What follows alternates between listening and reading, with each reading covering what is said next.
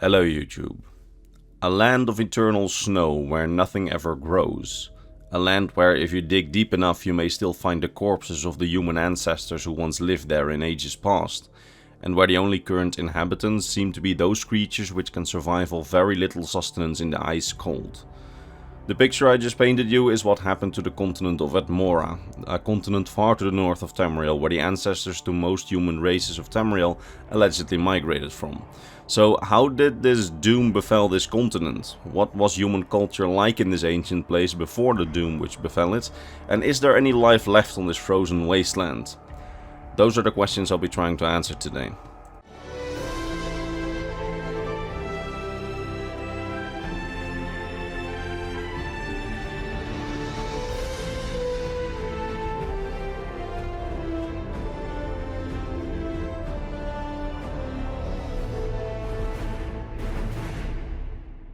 So, Atmora, a continent far to the north of Tamriel. Traditionally it's regarded as the ancestral home of the human races of Tamriel, or at least the homeland of the Needs, who are the progenitor race to the Nords, the Imperials and the Bretons.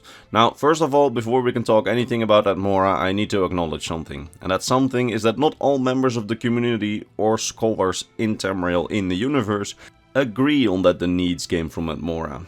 I will explain that whole debate a bit more in detail at the end of the video, so hold your comments for now. But to explain the story of Atmora itself, you just need to acknowledge that there was a large Nedic population on Atmora ever since the start of remembered history. Okay? Okay. So let's start over. Atmora. A continent far to the north of Tamriel, across the Sea of Ghosts. It's the birthplace of Nordic civilization and possibly most of human civilization around Tamriel. By the 2nd, 3rd and 4th era, the continent is reportedly less than a shadow of its former self. It's a place of eternal cold where nothing grows and only endless fields of snow and ice cover the landscape. It's a land where only the remains of ancient, frozen, bearded kings reside in ruins and shadows of a once great and prosperous civilization. But long ago, thousands of years before both the Elder Scrolls V Skyrim and the Elder Scrolls Online, there was a large and prosperous civilization on Atmora. At this time, Atmora was a cold, albeit habitable and green continent. It had cold winters, sure, but it was far from a frozen waste, as it also had green summers. It had large pine forests, mountains, green tundras and even some swamplands. In this it was very reminiscent of Skyrim as we see it in the games, some snowy places like Winterhold and the Pale, but also farmable tundras like Whiterun, green forests like Falkreath, swamps like Hjalmarch and mountain ranges like the Reach. We don't know the layout of the land, by the way. The map you see in most of videos like this one, and also in this one as well, right now on the screen, is just a fan map made by a fan under the pseudonym Mlendea Horatu. I do not know how to pronounce that. But that does mean that everything that we know about the land we know of descriptions and old texts in universe. We have no idea what the land actually looks like. Anyway, Atmora at its height was a land inhabited by multiple peoples. While we just call all of them the Needs or Atmorans now, there is evidence for there being several different sub-races of Needs inhabiting different parts of the continent of Atmora. Now, some sources say that the people of Atmora were scattered and warlike people, continually fighting one another, being very primitive, being illiterate hunter-gatherers who did not master agriculture, but that's likely not fully true and propaganda considering the wording of some of those texts, as there is evidence for larger cities existing on Atmora with large shipyards, with metalworking, stonemasonry, large fisheries and whole organized kingdoms existing on the continent. Which is all very hard to do if you're primarily hunter-gatherers or some kind of, non-agricultural society. So it's likely that some kind of agriculture existed. It's far more likely that the whole "they did not master agriculture" simply came from a misremembering about Atmorans who landed on Tamriel and then not being familiar with some crops on Tamriel or how to grow them, while they were most likely very adept at growing the crops found on Atmora. That being said, the continent did seem to be very warlike, with a lot of civil wars being recorded in the remains of its history. The part about them being illiterate also seems to be somewhat true, as they did not seem to have a system of writing which could easily parse regular spoken tongue. Rather, the only system of writing that they seem to have had is the dragon language and its runes, and since not many seem to have spoken said language, and likely not many except for the local dragon priests and perhaps an administrative class or something, mastered the dragon runes, it's quite likely likely that most people in Atmora were indeed illiterate, like the sources say. But considering that they had the dragon language and its runes, some on the continent must have been able to read and write, albeit not in the language that they spoke themselves, but rather in the language of the dragons. Because that language must have been relatively prominent on Atmora, since Atmora is the birthplace of the early Atmoran religion and pantheon, in which it wasn't the gods directly that were worshipped by the people, rather the Atmorans worshipped animals as totems and aspects of the gods.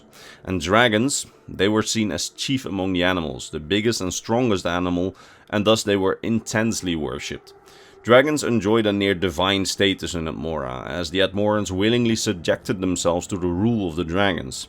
You see, while Atmora seems to have had kings, the dragons in their society were the ultimate authority. But dragons don't really care about humans, or telling humans what to do, or who deserves the goat more, elf deer or gore deer. Those kind of things. Those decisions, they were left with their mortal representatives on Atmora, the dragon priests, who in some cases seem to have either been kings or had similar power to kings in their society. It's a bit vague how that exact power dynamic was, and there's very little evidence left from that ancient time. Either way, these dragon priests who had special bonds with the dragons and communicated with them, communicated the dragons' wishes to the Atmorans and ruled over humanity in the stead of the dragons. This sounds bad considering that in Skyrim we tried to prevent the return of the destructive dragons, but it wasn't all too bad actually at that time. It seems that back on Atmora, the origin of the dragon religion or dragon cult, the dragons were happy just letting humanity do whatever it wanted, as long as they got offered the occasional goat or ox or whatever.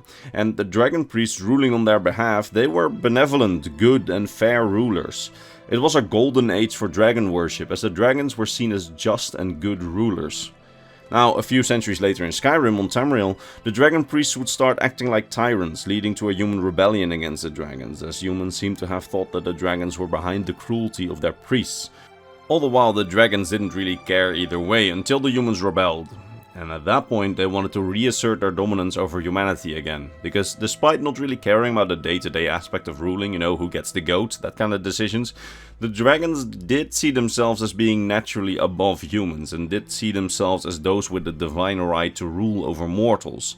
And that all worked, with both the dragons and mortals happy to leave each other be, until the dragon priests, their representatives, started to act like tyrants. The dragon priests on Tamriel ruined the system, but on Atmora it worked, as the dragon priests weren't cruel, and the dragons were worshipped as near divines and benevolent rulers. But this was all before the event which would come to be known as the frostfall. You see, Atmora and Tamriel had known of each other's existence for a very long time, and ever since the start of remembered history, and according to some sources even far before that, Atmora had sent people to Tamriel. Sometimes whole clans of Atmora made the passing southward to Tamriel, sometimes ships with criminals and dissidents were sent to Tamriel by the kings and dragon priests of the continent, and these needs sent in these early years often went out into Tamriel and founded their own civilizations among the elves who then ruled most of Tamriel. However, at some point in the late Meretic era, there were a few large-scale migrations, with massive populations of needs from Atmora making the trek south to Tamriel. The city of Saarthal, often being credited as the first human city, allegedly dates from this time period, meaning that Saarthal wasn't likely the first Needic city on Tamriel at all, as the Needs had already ventured further into Tamriel from earlier smaller-scale migrations. Anyway, around this time it seems that Atmora started to experience a climate shift of sorts, which we call the frostfall. We don't exactly know how long it took or when it started. What we do know is that around the start of the climate shift there was a big civil war on Atmora, which could have been possibly linked to the shift in climate. Perhaps some areas were already uninhabitable and they were fighting over the habitable land, or perhaps some type of magic used in this civil war is what led to the shift. We honestly have no idea, and any explanation is just speculation, as there are no known sources from this moment in history other than those of the Needs already on Tamriel who didn't experience it happening on their ancient homeland. Now, we don't even know how long it took. The shift could have been slowly over a period of 800 years, or perhaps far quicker, taking less than 200 years. Although, since we don't exactly know when the Great Migrations were, other than them being likely in the late Meretic era, it's hard to tell. What we do know is that in the very early First Era, in the year 68, the final migration from Atmora happened, which were just 2 ships filled with starved people and corpses, meaning that by the start of the First Era, the people of Atmora must have become desperate and the continent had become uninhabitable for humans. While Atmoran culture flourished on Tamriel in the Nords, who stayed mostly close to Atmoran culture, Atmora itself seems to have been lost. We know very little of the period between the Great Migrations, which brought us Nordic legends like Ysgramor, and the final voyage in the early First Era.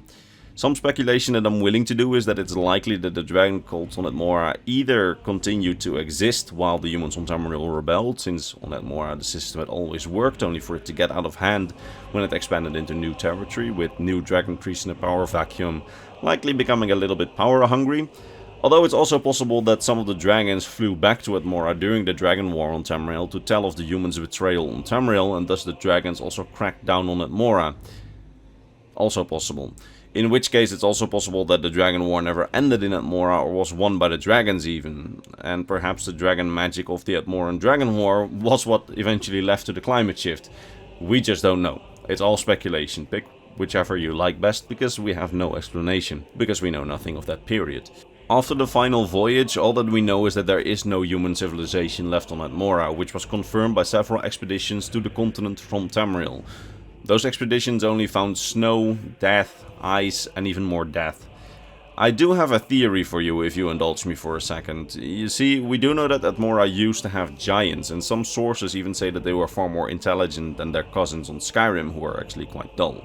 And very select sources even say that they used to live in harmony with the humans on Atmora in their cities and villages. Now, here's the funny thing. We have in the lore a type of giant which comes from the far north, is very resistant to cold, and is far more intelligent than regular giants. The sea giants from the Sea of Ghosts. Now, while I've made a video about them recently with their whole story, link to the description to that video if you want to know more about them, my theory from that video needs to be told here, because you see, the sources that we have, which are all written by Tamrielic peoples by the way, tell us that the blue-skinned sea giants come from the far north in the Sea of Ghosts, and that they sail around the Sea of Ghosts all year round. They live on their gigantic longboats all year, don't make landfall unless it's so cold that even they can't go on sailing. The people of Tamriel presume that the sea giants on their ships, which they allegedly again live on all year round, just feed themselves by hunting whales in the northern seas, and the extreme cold of the northern Sea of Ghosts just doesn't bother them because of their extreme cold resistance, meaning that as long as they keep themselves fed with whale meat and presumably are able to drink salt water through some differences in their bodily systems, or perhaps find some way to desalinate the water, they can keep themselves going indefinitely at sea. But I have a different theory based on some evidence, because considering that we know that the continent of Atmora, which froze over and became completely unlivable for regular humans, is in the north of the Sea of Ghosts and had giants, and stories of humans living together with giants, and the first stories of sea giants raiding Tamriel started appearing for the first time in the middle of the First Era, there's a strong chance that the main population of sea giants actually lives on Atmora's coasts, being able to weather the cold due to their extreme cold resistance and being able to live off the fish that they catch near the coasts. This also means that they could get some non-salt water by melting Atmora's land snow and its ice, solving that problem. Another strong indicator of them living in a place which at least used to be inhabited by humans is that in their raiding parties they bring a lot, and I mean a lot, of half-sea giants, which allegedly came about due to breeding with humans. Considering how rare sightings of sea giants are on northern Skyrim, as in the lore they are only sighted once every few years and thus not many Nords would have seen them, and even less of them would have been able to breed with them, it would make sense that these halved sea giants, which seem to have inherited the cold resistance of the full giants, might be the long-term descendants of those humans who on Atmora breeded with these giants, leading to these half-sea giants. Which makes sense to me, but then again that's my speculation, since the only actual lore that we have is that they live all year round on their longboats. But to me that doesn't make much sense, but yeah. I think it's likely that they may live on Atmora, and that the half-sea giants are the result of ancient interbreeding with the lost Atmoran population, who then inherited the cold resistance in that way. I mean, one of the sources quite literally says that Atmora has no more human population to be found. But it says nothing about giants. I know it's a technicality, but come on, it makes far more sense to me than those sea giants being on their ship all year round. In addition to that, some claim that Tiber Septim was from, or at least traveled to Atmora at some point. And there's a very early piece of concept art or unofficial art by one of the developers, I don't really know where this piece of art came from, which is called Tiber Septim and the King of Atmora. And here the King of Atmora is basically a giant. So, yeah. It's, I believe, unofficial, this art, but it's made by one of the ex-developers, so take it as you wish. Anyway, if you want to know more about the sea giants, there's a link to that video in the description of this video. Alright, now finally let's address the problem of some people in the community disagreeing with the Needs being from Atmora. So, the three human races in the Nords, the Imperials and the Bretons, those three, they share a common ancestor race that they reportedly evolved from. As I said, we call this progenitor race the Needs. While Atmora is often portrayed as the ancestral homeland of the Needs, that may not be fully the case, and it may either be propaganda by the Nords or the Imperials throughout the ages, depending on the angle. I personally subscribe to the idea that it's likely that the Needs did come from Atmora, and that's because in-universe scholars, so scholars in the lore, have stated that migrations from Atmora have happened for far longer than the documented ones from the late Meretic era, and there's evidence of migrations for a period anywhere to 800 to 1000 years before documented migrations. These migrations were mostly dissidents that we talked about, but also clans who were driven out and noble second sons who stood to inherit nothing and departed with their stuff. That's actually in the lore, by the way. And also Atmoran raiders who based themselves on Tamriel eventually. So I personally think that the other human populations present on Tamriel do all come from Atmora, which would explain the presence of humans on Tamriel before the documented migrations from Atmora, as those people were already there, not because they originated from Tamriel, but because they migrated far before remembered history. Except for the Red Guards, of course, who came from another continent, and of course except for the Kothringi humans, who are a whole separate can of worms. Link to my video on the Kothringi for more information on them. I think that those are truly the one type of humans native to Tamriel. In that video I believe I explained why. Anyway, that's just my theory, and some people in the community are really against the theory of the Needs being from Atmora. And that's okay. I just think the Atmora theory makes more sense, but considering that all of Elder Scrolls history in universe that's older than, say, 500 years before earliest playtime, usually suffers from heavy unreliable narrator problems, so I have to admit that it's a possibility that the whole story of all Needs coming from Atmora could just be propaganda from the Nords or the Imperials. Who knows? Anyway, that's about all I can say about Atmora for this video. I truly hope that you enjoyed it and learned something new today, and if you did, why not consider returning for the next Elder Scrolls lore video, probably next week, and maybe subscribe to the channel. Now, all that remains for me to be done is to thank my top Patreon supporters, Mr. Bernardo Binna, Gabriel Binna, Polarized Poutine, Pavel T, Bantam Gwar, Athena Iodis, Dragonborn of Nerevar, Volcure of Argonia, King Chris, Bulge, Scribe of the Scrolls, Doji, Fenrir, Sword of Bushido, Rakai, and Mr. Christmas. It's thanks to these people and all the others on screen that this channel stays alive and that I can make these videos, and for that I am very grateful. That said, I hope to see all of you in the next Elder Scrolls lore video, probably next week. Bye bye.